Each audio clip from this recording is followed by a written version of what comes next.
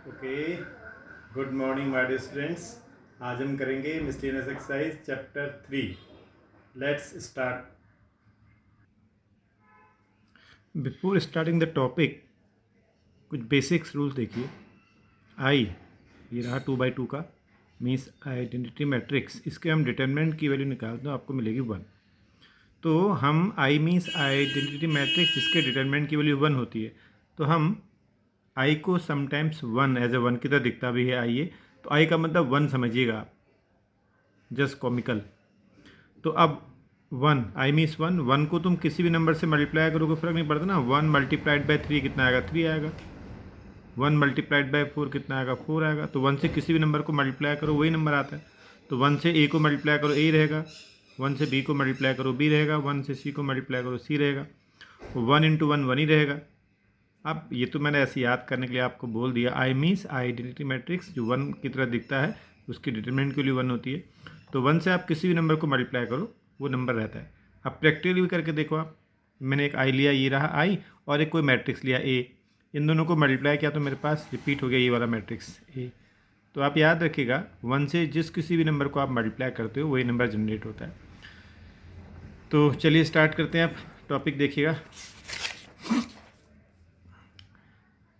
ये आपका मिसलिनियस का फर्स्ट क्वेश्चन है। आपको दिया हुआ है matrix A this one and you have to prove that A I plus B A to the power n is this one where I is the identity matrix of order 2 and n belongs to natural number. तो ऐसे question जहाँ पर आपको last में लिखा होगा matrix में for all N belongs to natural number, ये सारे के सारे मैथमेटिकल इंडेक्शन से किए जाते हैं। कोई भी इक्वेशन मैट्रिक्स में कोई इक्वेशन प्रूव करनी हो और जहाँ लिखा हो कि एन कोई टर्म यूज हो रहा हो और एन नेचुरल नंबर है या पॉजिटिव इंटीजर है, तो वहाँ इंडेक्शन का कॉन्सेप्ट यूज किया जाता है जो आपने क्लास 11 में पढ़ा था। तो चलिए आपको ये प्रूव करना है with the help of induction. तो हम जरा जो ए आपको गिवन है इसका स्क्वायर हमने निकाल लिया, आगे हमको जरूरत पड़ेगी बच्चों। मैंने ए के स्क्वायर की वैल्यू निकाल ली। ए स्क्वायर ए इंटू ए आपको दिया था, ये आपका जीरो मैट्रिक्स आ गया। इसको हम बोलते हैं जीरो मैट्रिक्स। जीरो मैट्रिक्स क्या होता है? जिस मैट्रिक्स के सारे एलिमेंट जीरो होते हैं उसको जीरो मैट्रिक्स बोलते हैं। All the elements of this matrix are zero, so this zero matrix denoted by zero. Okay, तो हम मैथमेटिकल इंडेक्शन से इसको हम करेंगे। तो देखिए आपके पास ये पी एन लेते हैं हम इंडेक्शन में। इस पूरे स्टेटमेंट को आपने पी एन स्टेटमेंट नाम दिया।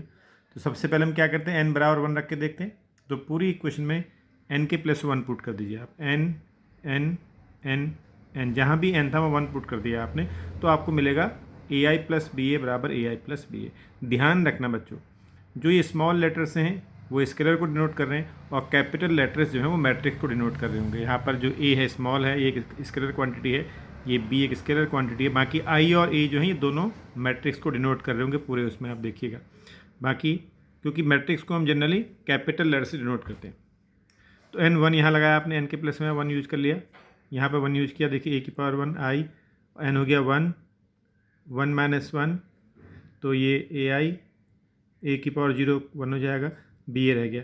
एल एच एस बराबर R H S, hence P 1 is true. फिर अगला क्या कर देते हैं इंडक्शन में आप, let P K is true, n के प्लेस पे के लगा देते हैं। आपने एन के प्लेस पे जो है के यूज किया, जहाँ जहाँ एन था वहाँ के यूज कर लिया। Late P K is true, तो आपने एन के प्लेस पे के यूज करके ये यूज कर लिया। फिर क्या होता है इंडक्शन में, के प्लस 1 के लिए करते हैं। आप इस इक्वेशन में एन के प्लेस पे क्या लगाओगे आप, के प्लस 1। तो जहाँ जहाँ भी एन है वहाँ के प्लस 1 आपने इस्तेमाल कर लिया। तो इसमें के प्लेस पे के प्लस 1 कर लो या ओरिजिनल में एन के प्लेस पे के प्लस 1 कर लो, बात ही की है। तो चलिए के प्लेस पे के प्लस 1 कर लो या ओरिजिनल में एन के प्लेस पे के प्लस 1 कर लो, बात ही की है। के प्लेस पे के प्लस 1, यहाँ के प्लस 1, के यहाँ था ये के प्लस 1 से, क्योंकि वहाँ एन रहा होगा, एन के प्लेस पे के प्लस 1 लगाते हैं, तो ये के प्लस 1 हो गया। और ये जो के था यहाँ पर, ये इस के प्लेस पे क्या आ गया, के प्लस 1 माइनस 1, ये रहा बी ए।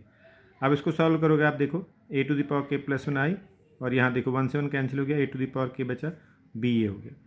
तो इसको आपने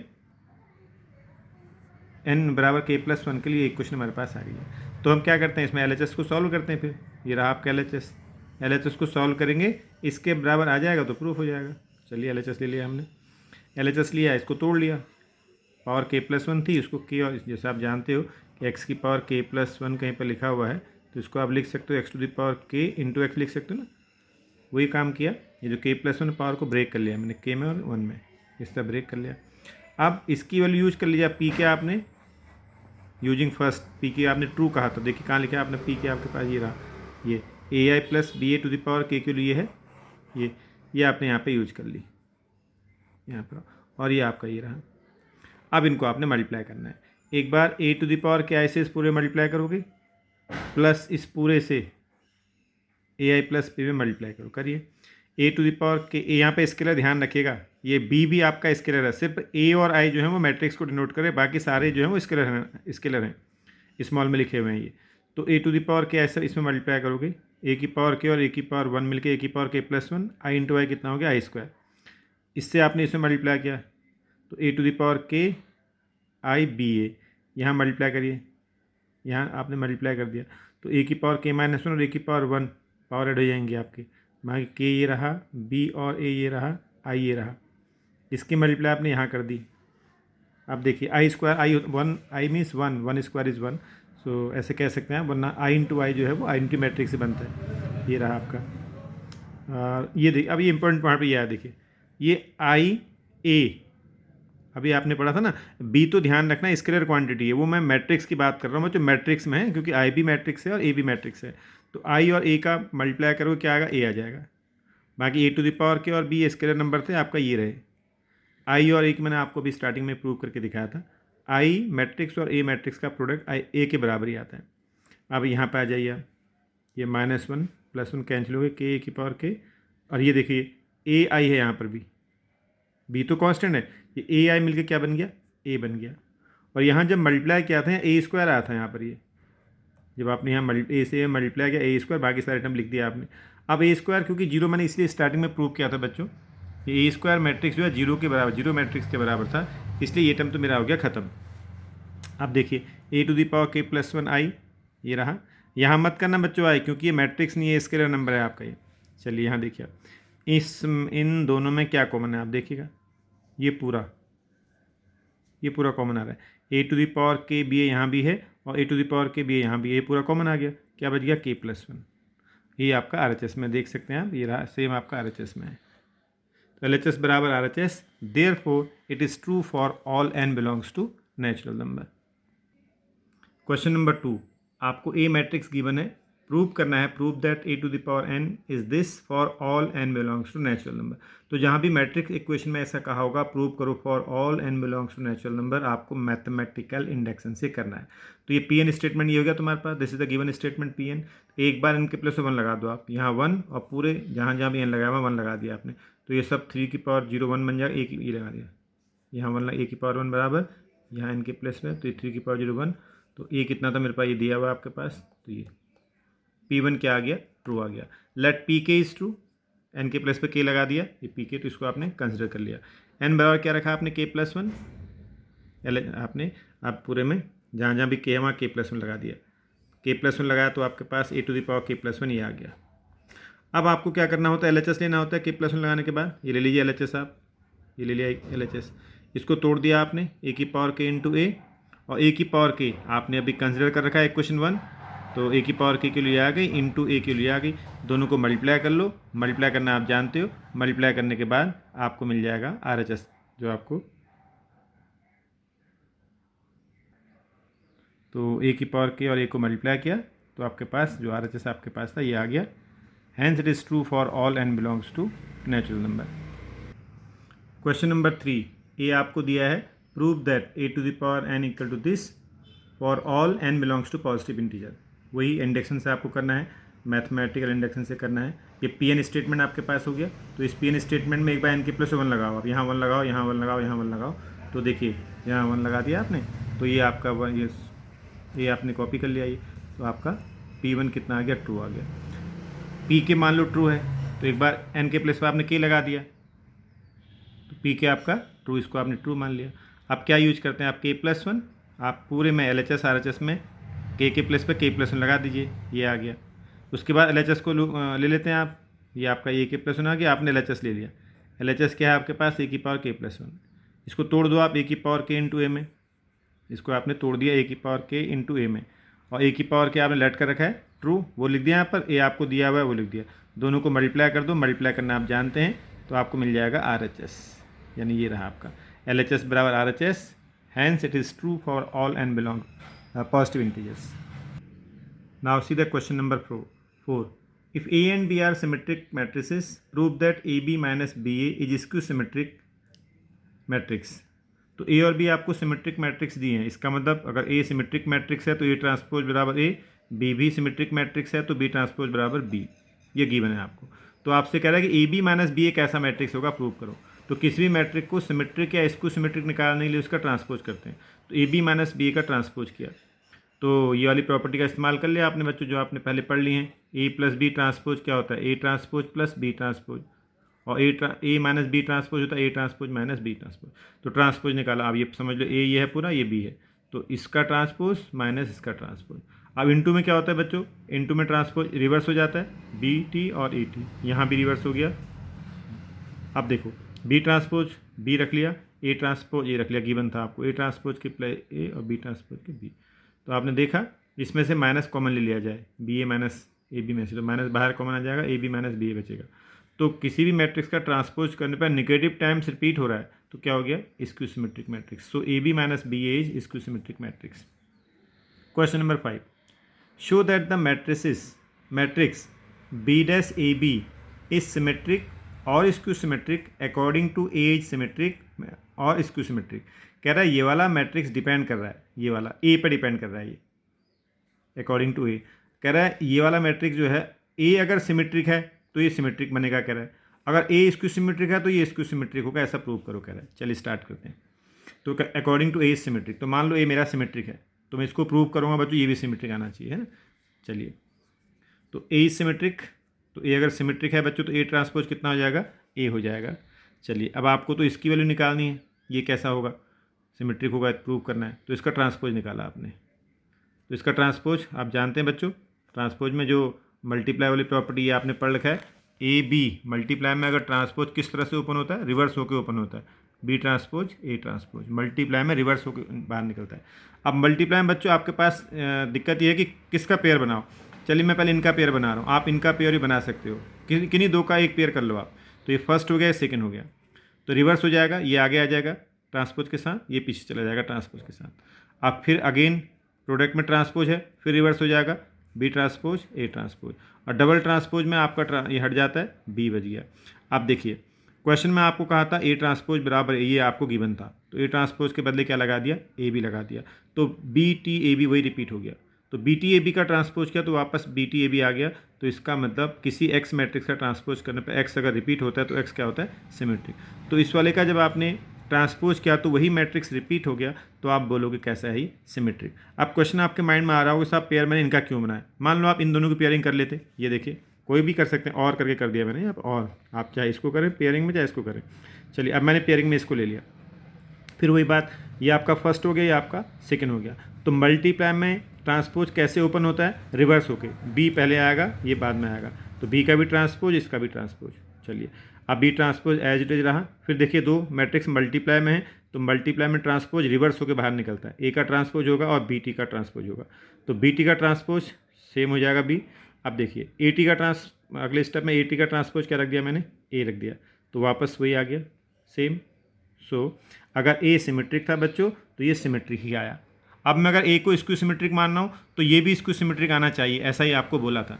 चलिए if A is skew symmetric matrix, A अगर स्क्यू सिमेट्रिक होगा तो ए ट्रांसपोज बराबर माइनस ए होगा. ओके हमें तो इसको चेक करना है, इसको चेक करते हैं. ट्रांसपोज निकाला, वही कॉन्सेप्ट यहाँ भी है बच्चों, मल्टीप्लाई में ट्रांसपोज रिवर्स होकर होता है. पेयरिंग कोई भी ले लो, आपने ये पेयरिंग कर ली है.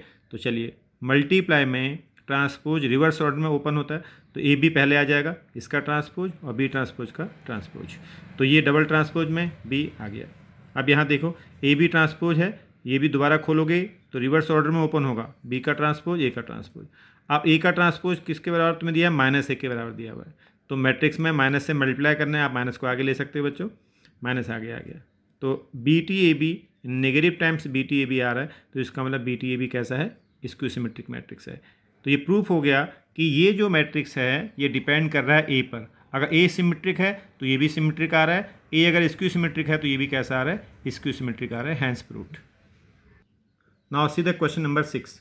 Find the value of X Y Z if matrix A satisfy the equation A dash A बराबर आई। तो इस इक्वेशन को सेटिस्फाई करके मुझे एक्स वाई जेड की वैल्यू निकालनी है। तो लिख दिया आपने ए डैश ए बराबर आई, इसमें सारी वैल्यू पुट कर दिया आपने, ए डैश की, ए की और आई की। तो ए ये दिया है, इसका ट्रांसपोज ये लिख दिया ए डैश, यहाँ पर ए ये कॉपी कर लिया जो आपको दिया हुआ है, इज इक्वल टू आई। आई के लिए बाद में पुट कर दो बच्चों, बार बार आपको कॉपी करना पड़ेगा। मल्टीप्लाई करना आप जानते हैं, 3/3 का ये भी है, 3/3 का ये भी है, मल्टीप्लाई हो जाएगी। मल्टीप्लाई करने के बाद आप देखोगे ये मिलेगा आपको, इक्वल टू क्या दिया था, आई। ये जानते हैं बच्चों, जब दो सेम ऑर्डर के मैट्रिक्स इक्वल लिखे हुए हैं आपके पास, तो इक्वल कब होते हैं, जब कॉरस्पॉन्डिंग एलिमेंट क्या होंगे, इक्वल। तो 2x² किसके बराबर होगा, 1 के, ये आ गया। 6y² किसके बराबर होगा, 1 के। 3z² किसके, 1 के। तो आपको एक्स वाई जेड की वैल्यू मिल गई। Question number 7, find the value of x. ये तीन मैट्रिक्स का प्रोडक्ट 0 मैट्रिक्स के बराबर दिया हुआ है, तो एक्स कितना होगा। इसका ऑर्डर कितना है, 1/3, ये 3/3, ये 3/1। तो इनका, इन दो का प्रोडक्ट भी पॉसिबल है। Number of column of first is same as number of row of second, और इन दोनों का प्रोडक्ट भी पॉसिबल है। Number of column of second is same as number of row of third. तो आप पहले इन दोनों को मल्टीप्लाई कर लो या इन दोनों को मल्टीप्लाई करो, आपकी चॉइस है, किन्हीं भी दो को पहले मल्टीप्लाई कर सकते हो। चलिए इन दोनों को मल्टीप्लाई कर लेते हैं। मल्टीप्लाई करना आप जानते हैं बच्चों, एक बार रो को, पहली रो को पहले कॉलम के साथ, फिर दूसरे कॉलम के साथ, फिर तीसरे कॉलम के साथ। तो पहली रो पहला कॉलम, पहले एलिमेंट की पहले से, दूसरे की दूसरे से, तीसरे की तीसरे से, ये आ गया। फिर पहली किसके साथ, दूसरे कॉलम के साथ, क्योंकि रो टू कॉलम ऑपरेशन होता है। ये आपने किया तो ये आपके पास आ गया, ये आपने ऐसे ही रखा। ये हो गया आपका 6, 2, 4। अब ये दो मैट्रिक्स मिल गया आपको, इन दोनों का मल्टीप्लाई करके ये आ गया आपका 1/3 का। अब देखिए 1/3 का ये है, 3/1 का ये है, इनका प्रोडक्ट भी पॉसिबल है। यहाँ एक ही रो है, एक ही कॉलम है, एक ही बार करना है आपको, 1/1 का आपको मिल जाएगा। तो मल्टीप्लाई किया तो ये आ गया, ये सिंगल एलिमेंट आ गया बच्चों 1/1 का। और ये आपका 0 मैट्रिक्स था, ये भी 1/1 का है। तो कंपेयर कर सकते हैं आप, 4 + 4x = 0, x is -1। Question number 8, A given है, आपको प्रूव करना है a² - 5a + 7i = 0। तो पहले a² निकाल लीजिए आप, वो आप जानते हैं, फिर वैल्यू पुट कर दो आप, a² - 5a + 7i value put कर दो। a² आपने निकाल लिया है, -5 टाइम्स a आपको दिया हुआ है, +7 टाइम्स i आपको दिया हुआ है। अब आप जानते हैं बच्चों कैसे इनको करते हैं। ये क्या हो गया, माइनस का है ना, पहला एलिमेंट यहाँ पर 8 है, इसका पहला एलिमेंट -15 है, इसका पहला एलिमेंट 7 है। तो पहला एलिमेंट हो गया एडजस्ट। अब दूसरे की बात करते हैं। यहाँ दूसरा एलिमेंट कितना है, 5, यहाँ कितना है -5, और यहाँ कितना है 0। अब यहाँ देखो पहला एलिमेंट कितना है, -5, इसका यहाँ कितना है +5, ये रहा, और यहाँ कितना है 0। सॉल्व कर लो, आपको कितना आ गया, 0 मैट्रिक्स। ये आपको प्रूव करना था। क्वेश्चन नंबर 9 अभी पहले कर चुके हैं आप, बिल्कुल सेम है बच्चों, मल्टीप्लाई करना आपको बता रखा था, पूरा बिल्कुल सेम उसी तरह से करेंगे जैसा आपको बोला था हमने। आपका आएगा x = ±√48। बच्चों एक सिंपल कॉन्सेप्ट मैं आपको बताता हूँ। कई बार क्या होता है, कुछ क्वांटिटीज़ आपको दी होती हैं, उनकी कॉस्ट दी हुई होती है पर क्वांटिटी की। तो टोटल कॉस्ट निकालना है, कॉन्सेप्ट क्या रहता है, मैट्रिक्स मेथड में। तो क्वांटिटीज़ को हमेशा बच्चों रो मैट्रिक्स में कन्वर्ट करते हैं, और जो रेट आपको दिया होता है हमेशा कॉलम मैट्रिक्स में। इसको ध्यान रखना बच्चों, जो क्वांटिटी गिवन होगी वो आपका रो मैट्रिक्स में आएगा, और जो आपके पास प्राइस दिया होगा उसका वो कॉलम मैट्रिक्स में आएगा। इससे पहले आपको रो मैट्रिक्स समझना होगा क्या होता है। जिस मैट्रिक्स में सिर्फ एक ही रो होती है बच्चों, उसको रो मैट्रिक्स बोलते हैं। जैसे XYZ ये आपका रो मैट्रिक्स है, XYZ ये आपका कॉलम मैट्रिक्स है। ये आपका रो मैट्रिक्स है जिसमें सिंगल रो है, जिसमें सिंगल कॉलम होती है, उसको कॉलम मैट्रिक्स बोलते हैं। तो जब भी आपको थिंग्स दी हो, थिंग्स को हमेशा रो मैट्रिक्स से डिनोट करते हैं, और प्राइस को हमेशा कॉलम मैट्रिक्स से, ताकि टोटल कॉस्ट निकल के आ जाए। जैसे एग्जांपल समझिए, अगर मैं कहता कि मेरे पास फिजिक्स की 4 बुक हैं, केमिस्ट्री की 5 बुक्स हैं, और मैथ्स की 10 बुक्स हैं, तो इन बुक्स को आप जो है एक रो मैट्रिक्स में सजा दीजिए।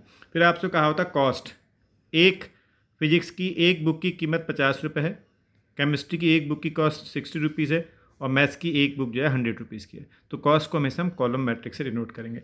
तो अगर इन दोनों को मल्टीप्लाई करेंगे बच्चों, तो हमारा टोटल कॉस्ट आ जाएगी कितनी है, कितने की हमारा आइटम बिकेगा। मतलब अगर इनको बेच दिया जाए, इन चीज़ों को इस रेट से बेच दिया जाए, तो आपको कॉस्ट मिल जाएगी। देखो कैसे,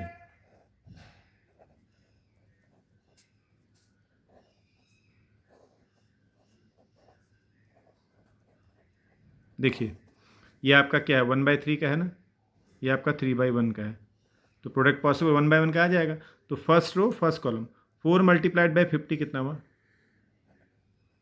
ये आ गया। सेकेंड एलिमेंट से सेकेंड को कर दिया, 300 आ गया, प्लस 1000 आ गया। तो टोटल कॉस्ट, टोटल कितना कितना का आइटम, रेवेन्यू कितना कलेक्ट हुआ है, 3 और 2 5, 1500। तो टोटल इतने का आइटम बिक जाएगा आपके पास। यानी देखो ना, 4 बुक्स आपके पास फिजिक्स की थी और एक की कीमत 50 रुपये है, तो 4 की कितनी कीमत हो गई? 200 हो गई। केमिस्ट्री की तुम्हारे पास 5 बुक्स हैं, एक बुक की कीमत 60 रुपये है, तो 5 की कितनी होगी? 300 हो गई। मैथ्स की 10 बुक हैं, एक बुक की कीमत 100 रुपीज़ है, 1000 की बिकेगी, तो टोटल कितना आ गया? टोटल आपका 1500 का आपके पास सामान रखा हुआ है ये इस रेट से बेचने पर। तो ये कॉन्सेप्ट बड़ा इंपॉर्टेंट, ध्यान रखना बच्चों रो कॉलम का। तो आप जरा देखिएगा एनसीईआरटी का क्वेश्चन नंबर 10 पढ़िए आप। 10 में आपको लिखा हुआ है a manufacturer produces 3 product X Y Z. ये आपके पास 3 प्रोडक्ट हैं बच्चों, ये एक्स प्रोडक्ट, वाई प्रोडक्ट और ये जेड प्रोडक्ट। तो ये 2 मार्केट में रखे हैं बच्चों, जैसे 10,000 आइटम मार्केट 1 में रखे हैं सेल के लिए और 2,000 आइटम, 18,000 आइटम। जो एक्स आपका जो प्रोडक्ट है ना, ये एफ प्रोडक्ट का मान लो थोड़ी देर के लिए एक्स है, ये प्रोडक्ट मान लो वाई है, जेड है। तो ये 3 प्रोडक्ट हैं। थोड़ी देर के लिए फिजिक्स केमिस्ट्री मैथ्स की बुक समझ लो आप। ये 10,000 फिजिक्स की हैं, फिर केमिस्ट्री की 2,000 हैं और ये मैथ्स की 18,000 हैं। ये एक्स मार्केट फर्स्ट में रखी हुई है सेल के लिए, और यही 6,000, 20,000 और 18,000 ये सेकंड मार्केट में रखी हुई हैं। एक सिविल लाइन्स में रखी हैं समझ लो, एक शहर के अंदर है, 2 दुकानों में रखी हुई हैं ये। तो उसके बाद आपको दिया हुआ है इनका, ये समझिए ना, ये एक्स पे हैं, ये फिजिक्स की किताब है, ये केमिस्ट्री की है, मैथ्स की है। ये आपके पास मार्केट फर्स्ट में रखी हुई है, मार्केट सेकंड में रखी हुई है। अब क्या है, if unit sale price of X Y Z are ₹2.5 rupees ये respectively, find the total revenue in each market with the help of matrix method. तो देखिए मैंने आपको बोला था हमेशा मैट्रिक्स मतलब टोटल निकालना होता है, तो जो आपकी कॉस्ट होती है, प्राइस होता है, हमेशा कॉलम मैट्रिक्स। तो इन तीनों से कॉलम मैट्रिक्स जनरेट कर लो आप। तो चलिए मैंने जो पहला ये इसको मैंने ना एक मैट्रिक्स मान लिया, जो दिया हुआ है ये मैंने मान लिया सपोज, जो आपको ये 3 प्रोडक्ट एक्स वाई जेड थे, इसको ए मान लिया, और बी जो आपका रेट दिया था मैंने, वो ये रेट ले लिया। अब मैं दोनों को अगर मल्टीप्लाई कर दूँ बच्चों, दोनों को मल्टीप्लाई किया, मल्टीप्लाई तो हो जाएगा ना, 2/3 का ही है, 3/1 का ही है, दोनों को मल्टीप्लाई किया, आपका 46,000 आप निकाल लीजिएगा। देखिए फर्स्ट रो फर्स्ट कॉलम करोगे तो 10,000 की मल्टीप्लाई 2.5 में करोगे, प्लस 2,000 की 1.5 में करोगे, 18,000 की इसमें करोगे, तो ये 46,000 क्या आएगा? जो पहली मार्केट से रेवेन्यू कलेक्ट हुआ वो आ जाएगा ना, क्योंकि ये वाला एक्स आइटम 10,000 है, एक्स आइटम क्या है? 10,000 है, और एक की कीमत कितनी है? 2.5 रुपये का एक बिक रहा है, तो 10,000 को आपने 2.5 से मल्टीप्लाई कर दिया। इसी तरह से जो वाई प्रोडक्ट है 2,000 है और एक आइटम 1.5 का है, तो 2,000 की इससे मल्टीप्लाई कर लिया, 18,000 की इससे मल्टीप्लाई कर लिया, सबको ऐड किया। जब ऐड करोगे ना आप ये 46,000 आ जाएगा। आप इनको जब मल्टीप्लाई करोगे तो ये आ जाएगा। तो ये ए बी क्या आ गया बच्चों? Revenue collected from first market, this is the revenue collected from second market, क्योंकि पहली मार्केट में रखे हैं ना, ये किताबें पहली मार्केट में रखी हुई हैं। इसको अगर आप मैं छोटे एग्जाम्पल से समझना चाहो, मैं दूसरा एग्जाम्पल देता हूँ। मान लो बच्चों एक समझ लो, ये आप एक मार्केट ये है, जिस मार्केट में फिजिक्स की 2 बुक्स हैं, केमिस्ट्री की 3 बुक्स हैं और मैथ्स की 4 बुक हैं। ये पूरी मार्केट है, मार्केट में 3 शॉप्स हैं समझ लीजिए। इस फर्स्ट मार्केट में फिजिक्स की 2, या एक ही दुकान में समझ लो, एक ही दुकान में फर्स्ट मार्केट में फिजिक्स की 2 हैं, केमिस्ट्री की 3 हैं और मैथ्स की 4 बुक हैं।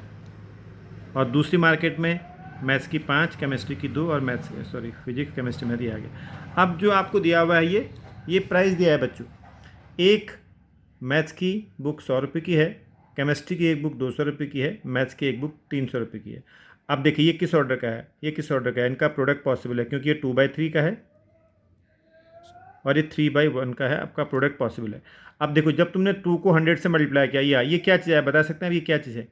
क्योंकि फिजिक्स की आपके पास 2 बुक हैं, एक बुक की कीमत 100 रुपये है, तो 100 को आपने 200 से मल्टीप्लाई कर दिया, 200 रुपये आ गया, तो फिजिक्स की 200 की किताब बिक जाएंगी आपकी।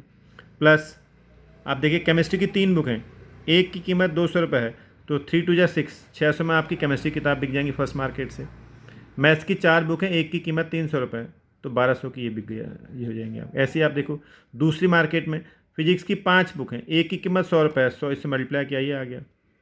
मल्टीप्लाई करना आप जानते हैं बच्चों, फर्स्ट रो फर्स्ट कॉलम, आप पहली रो को लोगे, पहले कॉलम को लोगे, फर्स्ट रो फर्स्ट कॉलम कैसे करते हैं? पहले से पहले को, दूसरे से दूसरे को, तीसरे से तीसरे को, फिर सेकंड रो का ये, तो ये आया। तो ये क्या चीज़ आ गई आपको? इन सबको ऐड कर दिया, ये 2,000 रुपये आ गए बच्चों। तो पहली मार्केट से टोटल रेवेन्यू आपको इतना मिलेगा, दूसरी मार्केट से आपको टोटल रेवेन्यू 1,500 मिलेगा, इतना अमाउंट आपको मिलेगा अगर सब बिक जाता। रेवेन्यू का मतलब जो कलेक्शन होगा आपका, मनी जो आपको मिलेगी टोटल। फर्स्ट मार्केट में ये इस तरह रखी हुई थी बुकें, सेकंड में रखी, कॉस्ट आपको दी हुई है, तो रेवेन्यू इतना कलेक्ट होता है, पहली मार्केट से इतने का बिक जाती किताबें और दूसरी मार्केट में 1500 की किताबें बिक जाती है आपकी। अब ये यहाँ पर था बच्चों, आपको बोला था कि ये फर्स्ट मार्केट में ये रखी हैं और सेकंड मार्केट में ये प्रोडक्ट हैं, एक्स प्रोडक्ट जो है ये एक्स प्रोडक्ट है, ये वाई प्रोडक्ट है, जेड है। तो ये दो मार्केट में रखे हुए हैं और कॉस्ट पर यूनिट आपको दिया हुआ है, तो मैंने कॉस्ट को इससे कन्वर्ट किया। मल्टीप्लाई करने के बाद आप देखोगे जब 10,000 एक्स प्रोडक्ट 10,000 है और एक की कॉस्ट आपको 2.5 दी हुई है, तो जब इसको इससे मल्टीप्लाई करोगे, आप इसको इससे मल्टीप्लाई करोगे, इससे मल्टीप्लाई करोगे, तो रेवेन्यू जनरेट जो होगा ना पहली वाली मार्केट से इतना आएगा, दूसरी मार्केट से इतना रेवेन्यू जनरेट होगा। तो लिख दिया total revenue from market was इतना, सेकंड से इतना आया। अब आपको आगे देखिए क्या हुआ, पहला पार्ट सॉल्व हो चुका है। आपको ये पूछा था कि दोनों मार्केट से कितना रेवेन्यू आपका कलेक्ट होगा, ये आ गया, पहले से इतना कलेक्ट होगा, दूसरे से इतना कलेक्ट होगा, रेवेन्यू मींस मनी। आगे क्या बोलता है, फर्स्ट पार्ट हो चुका है ना, find the total revenue in each market with the help of matrix method if the unit cost of the above 3 communities are this. अब आपको जो कॉस्ट है बच्चों इसकी बनाने का जो खर्चा आ रहा है आपका, वो भी आपको दिया हुआ है। तो इसका हमने इसको कॉस्ट को फिर एक और मैट्रिक्स से डिनोट कर दिया, सी मैट्रिक्स से डिनोट कर दिया मैंने। आइटम वही है आपका, तो फिर मैंने दोबारा मल्टीप्लाई किया, मल्टीप्लाई करने के बाद ये बना। तो अब हमारा जो कॉस्ट आई वो इतनी है, पहले मार्केट में जो 31,000 की कॉस्ट आ रही है और ये 36,000 की कॉस्ट आ रही है। तो अब आप प्रॉफिट कितना हो बच्चों, प्रॉफिट कैसे निकालोगे आप, प्रॉफिट आपको बनाने का खर्चा कितना आया है, आपने बेचा कितने में है, माइनस करके आपको मिल जाएगा। तो सेकंड मार्केट से आपको ग्रॉस प्रॉफिट कितना होगा ये आप निकाल लोगे, क्योंकि आपने देखा था बच्चों सेकंड मार्केट से रेवेन्यू कितना जनरेट हुआ था, 53,000 जनरेट हुआ था, और बनाने का खर्चा कितना आ रहा है, कॉस्ट बनाने का खर्चा कितना आ रहा है आपका, 36,000 का खर्चा आ रहा था। तो प्रॉफिट कितना हुआ आपका, ये सब ऐसे ये 15,000 निकाल लोगे आप। यहाँ 46,000 ये इतना रेवेन्यू जनरेट हुआ, और बनाने का खर्चा कितना आ रहा है बच्चों, ये 31,000 का आ रहा है, तो माइनस कर दोगे तो आपको प्रॉफिट मिल जाएगा कितना। ये आपका प्रॉफिट फर्स्ट मार्केट से कितना हुआ, सेकंड मार्केट से कितना हुआ। अब ग्रॉस प्रॉफिट कितना होगा, फिर टोटल दोनों को प्लस कर दो आप, 15,000 17,000 को प्लस कर दिया, ग्रॉस प्रॉफिट आपको मिल गया। Find matrix x so that, एक एक्स मैट्रिक्स है, इसको इस मैट्रिक्स से मल्टीप्लाई कर गया और बराबर ये मैट्रिक्स है, तो एक्स मैट्रिक्स कितना होगा आपको पूछ रहा है। तो सबसे पहले हम ये पता करेंगे कि एक्स मैट्रिक्स का ऑर्डर क्या होगा। मान लो एक्स मैट्रिक्स का ऑर्डर m/n है, तो m/n ऑर्डर का मैट्रिक्स किससे मल्टीप्लाई हो रहा है, 2/3 वाले से, 2/3 है, ये कितना है 2/3, तो प्रोडक्ट भी 2/3 का आ रहा है। तो इसका मतलब आपको पता था बच्चों इन दो मैट्रिक्स का प्रोडक्ट 2/3 का आ रहा है। तो मैट्रिक्स का प्रोडक्ट कब पॉसिबल होता है, जब ये दोनों बराबर होते हैं। तो इसका मैं n आर्ग्यूमेंट से मुझे पता लगे n मेरे पास कितना होना चाहिए, 2 होना चाहिए। और रिजल्टेंट मैट्रिक्स किस ऑर्डर का आता है, m/3 का, रिजल्टेंट m/3, और रिजल्टेंट कितना दिया आपको, ये 2/3 दिया है। तो अब ये दोनों बराबर हैं बच्चों, इक्वल का साइन लगा हुआ है, इक्वल का साइन आने के बाद दोनों के ऑर्डर क्या होंगे, सेम होंगे। तो m के लिए कितनी होगी 2, ये तो 3 होगा।